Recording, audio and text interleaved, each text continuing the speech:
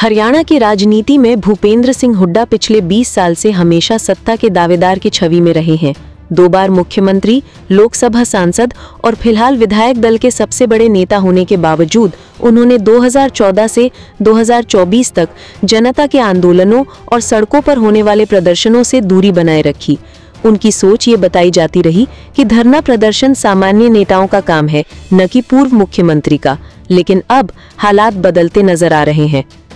कांग्रेस आला कमान लगातार नेताओं को जनता के बीच सक्रिय रहने की नसीहत दे रहा है। राहुल गांधी खुद हरियाणा में संघर्ष की राजनीति को मजबूत करने पर जोर दे रहे हैं। ऐसे में हुड्डा का सड़क पर सक्रिय होना कहीं न कहीं राहुल के दबाव का नतीजा भी माना जा रहा है।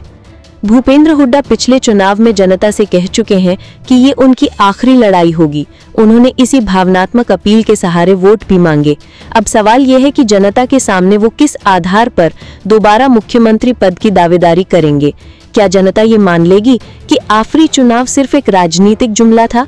विरोधी इस बयान को उनके खिलाफ सबसे बड़े हथियार की तरह इस्तेमाल कर रहे हैं। कहा जा रहा है कि कांग्रेस हाईकमांड भी हुड्डा की मनमर्जी से खफा है। यही वजह है कि बहुमत होने के बावजूद अब तक उन्हें औपचारिक तौर पर नेता प्रतिपक्ष घोषित नहीं किया गया। राजनीतिक विश्लेषकों का कहना है, अगर आला कमान को हुड्डा को बनाना होता तो अब तक बना चुके होते। ये स्थिति बताती है कि पार्टी में भी हुड्डा को लेकर असमंजस बना हुआ है। दीपेंद्र हुड्डा आज भी हरियाणा कांग्रेस में बड़ा नाम है, लेकिन उनकी राजनीति अब भी पिता की छाया पर टिकी है। चाहे संसद में सक्रियता हो या प्रदेश की राजनीति, जनता उन्हें हुड्डा पुत्र के रूप में ही देखती है। सवाल यह है कि क्या दीपेंद्र कभी खुद की स्वतंत्र पहचान बना पाएंगे या उनकी राजनीति हमेशा पिता की राजनीतिक पूंजी पर निर्भर रहेगी।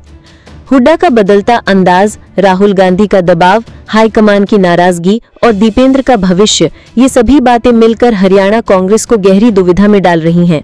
आने वाले चुनाव ही तय करेंगे कि जनता आखिरी चुनाव कह चुके भूपेंद्र हुड्डा पर दोबारा भरोसा करती है या पार्टी को अब किसी नए चेहरे की तलाश करनी पड़ेगी।